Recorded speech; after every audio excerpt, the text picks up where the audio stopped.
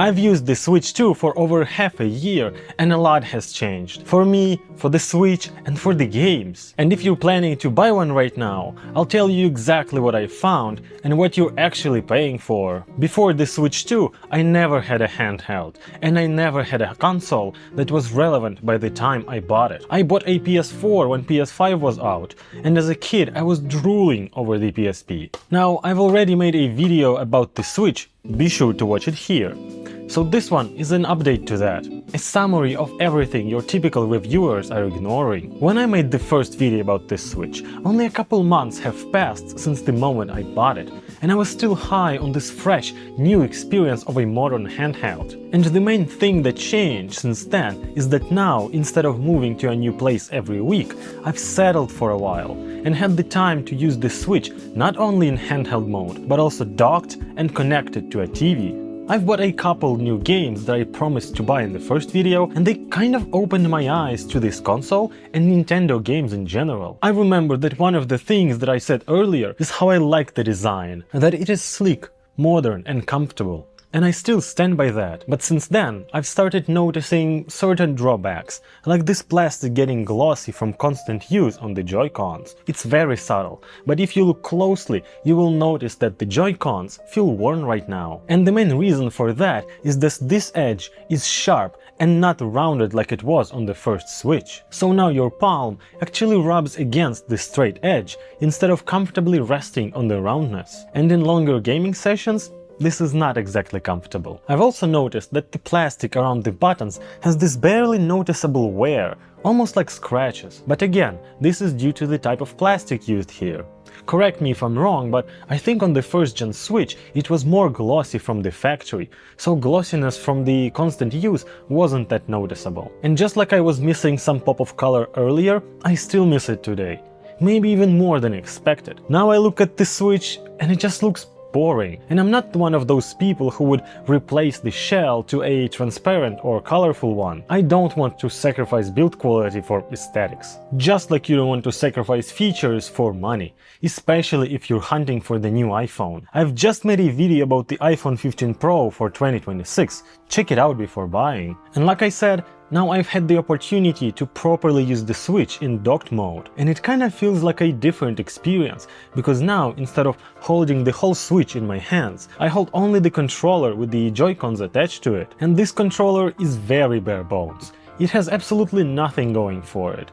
And I cannot even say that it's that comfortable. It's not big enough, and the grips themselves aren't that comfortable. And the overall shape is just not that good. I still think that the layout of PlayStation controller is better, and I doubt that will change with time. So to kind of remedy the situation with the original Joy-Con controller, I got a cheap and simple Bluetooth controller that looks very much like an Xbox One. And it actually made the experience of playing my Switch on the TV way better. It's a simple and cheap controller, so I wasn't expecting fantastic build quality from it. But it's light enough so that I barely notice it. And it also added a couple extra buttons that some games use, which also helped freshen up the experience. And if you're planning to use your Switch at home in docked mode, I would seriously suggest you get yourself a third-party controller as well. Now, I remember the battery life was something I brushed off in the first video, but only after being able to play a single game for 5 hours in a row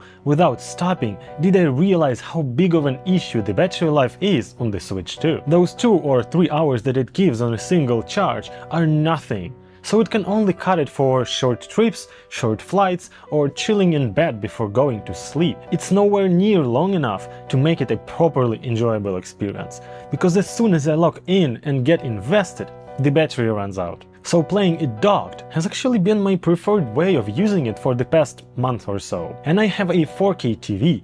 It's a bit of an old one, not an OLED, and it doesn't support a high refresh rate, but it makes all the games look so much better on a big screen.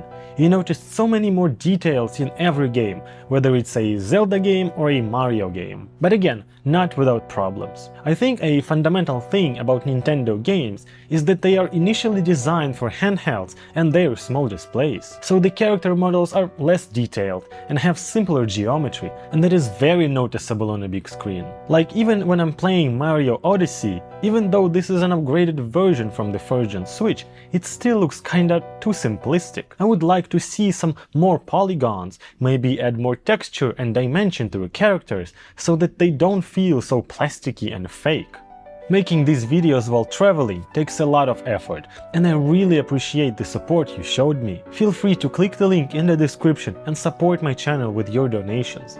That would help me a lot. Obviously, I can still connect my wireless headphones to the Switch via Bluetooth, even when it's docked and connected to a TV. And if you are a family man, this can be your saving grace when playing at night while your kids are sleeping. But I don't have kids. I live alone, so I don't actually care and usually just blast the TV at full volume until my neighbors start complaining to the landlord. The main problem I have is that I'm not fascinated or excited to use my Switch anymore. I don't have this childish excitement for it. I barely feel anything while using it. Now it's nothing more than just a tool for me, a thing I use when I'm bored and have nothing to do. And I think in a way the games I've played made me feel that, because Mario Odyssey is honestly such a disappointment. I was expecting a game that would challenge me, that would make me feel creative and capable, like Zelda, but all I got was a childish game for kids. Maybe it's just me, but despite having smart puzzles and levels that do require persistence and wits to complete, it doesn't feel that impressive. The scale is small, there is no vastness to the location, even though there are a lot of cool gameplay mechanics you can use.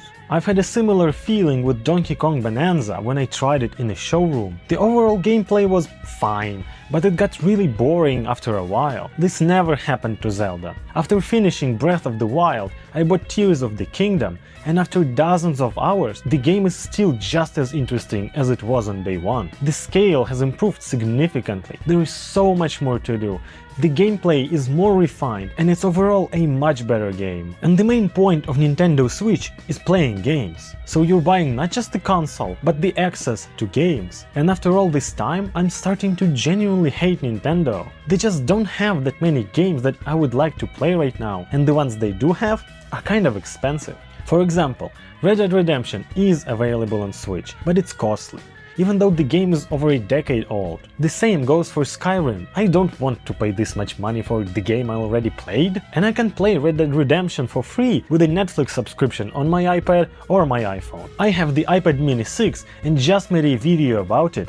Click here to watch it if you wanna see how this 5-year-old iPad holds up. As for the Switch games, I haven't even seen that many headlines about AAA games coming out. There's barely any buzz, and I kinda feel like there's nothing for me to do. So gradually, over the past couple months, my playtime has been falling drastically from 5 hours every day to 1 or 2 hours every once in a while. Maybe all I need is a fresh new game to lift my spirits. Leave a suggestion in the comments, because when I had a PlayStation, I really enjoyed The Last of Us, Ghost of Tsushima, Horizon Zero Dawn, and other similar-ish games. But please don't suggest Cyberpunk. I played it on my Mac and I'm about 70% done right now. All I need to finish is the Phantom Liberty DLC and the last mission of the main campaign, plus a ton of side quests that I don't really care about. And I'm not buying a game for Switch that I already have on my Mac. But please, give me some suggestions. I really want to be excited to play Switch again. I think that only after you use the Switch for half a year or more do you start to properly understand what it is. And maybe, just maybe, some of the reviewers were right when they said that the Switch 2 was an underwhelming upgrade to the existing Switch. But who knows, maybe we just need to give it some more time. When the Switch 1 was released,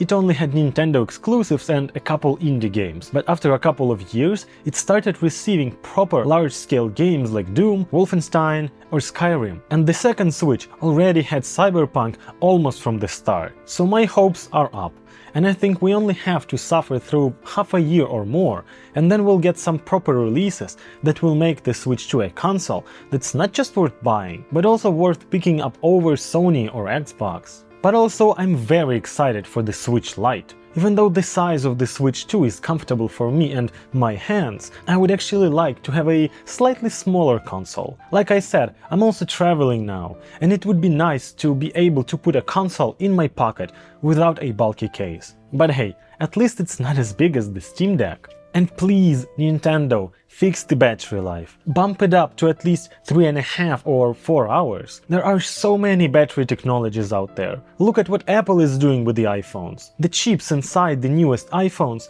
are just as powerful as the chip inside the Switch, but they use way less power and give way better battery life from even smaller batteries. And with all those rumors of a price increase, I would not be totally against paying a little bit extra for better battery life. But I still firmly believe that if you've never used a Nintendo console before, it might make a lot of sense to buy a first-gen Switch right now. Yes, there are no more big games coming out, and only a handful of new Nintendo exclusives will appear on it. But it will be a perfect toy for the months it will take Nintendo to improve and troubleshoot the second-gen Switch, and for developers to make some big and exciting games. And the prices for the first-gen Switch are laughable right now. It can easily be jailbroken, modified, and overclocked. And obviously I'm not supporting or promoting any of this. I'll keep playing my Switch, and I'll keep testing it, and I'll update you as I go. So hit the like button and subscribe to the channel so you don't miss my new videos. Thank you so much for watching, and see you in the next one. Peace.